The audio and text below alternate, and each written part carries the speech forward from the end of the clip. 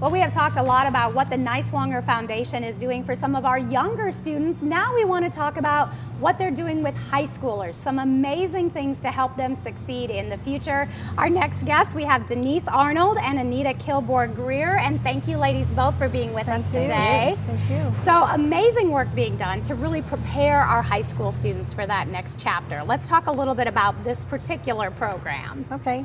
Well, thank you for allowing us to be here. We're very passionate about this work.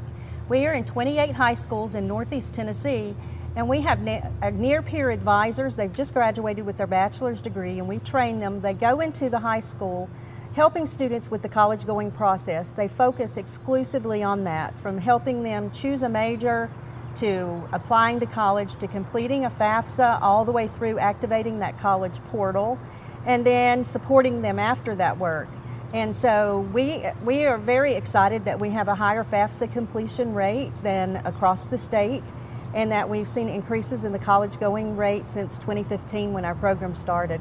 That is amazing, because it can be overwhelming when you're trying to do this, especially if you have maybe parents that didn't go this particular route. So to try to navigate that, you also have a program called the Summer Melt, which is very specific, and I love this program because that summer before college can be a little scary for some. It can. So our summer programming is really focused on mitigating summer melt. So summer melt is just that phenomenon where you have a college intending student who does not enroll in the fall into post-secondary after graduation, and there are a lot of factors that can contribute to that, and one of those is just really the loss of support and resources that some of those students experience during the summer. You know, when you think about their high school career, they've had people in that building that have helped them start planning for the future, help them with those college-going tasks, reminded them of deadlines, been encouragement from the school counselors, the care advisors, administrators, teachers. They've had support. And then they graduate, and they're no longer part of that high school community. They've yet to build a community within the post-secondary institution, so they're kind of set adrift. So our program is meant to be a bridge between high school and that post-secondary. So our advisors begin in the spring identifying and enrolling students in our program. And right now we have about 870 enrolled for this coming summer. Yeah, a little bit over that. And then throughout the summer, those students will receive text reminders about tasks that they need to complete, how to complete the task, about resources on that campus, because we really want to plug them into that campus before they actually arrive there, and then messages of support. And then it's a two-way texting platform, so students can and do text their advisor with questions and concerns, so the advisor can address that at that time.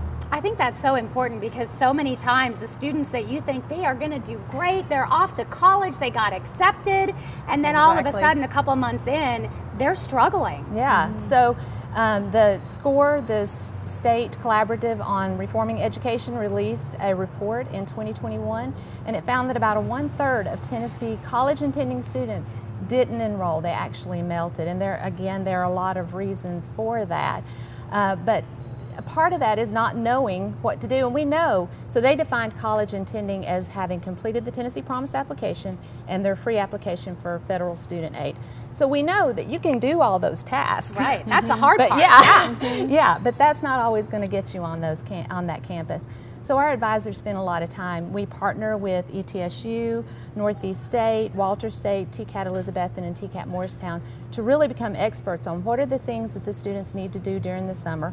What are things, stumbling blocks, specific to your institution that you find students have, like not reading their email and some of the barriers that they need help with include like affordability.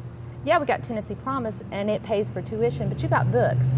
And I don't know. They're expensive. Yeah, they are very expensive. They are. And students need to be prepared for that. So they get messages about, hey, have you thought about renting books? And this is some resources for that. So it's not about just checking off. Yeah, and having that tasks. support and walking them through that process. Love what you guys are doing. Anita and Denise, thank you so much for joining us. We're going to give everybody some information. All that we've talked about today from the Niswonger Foundation. You can read more about those programs and how to get involved through their website at theniswongerfoundation.org. We're back to wrap things up right after this.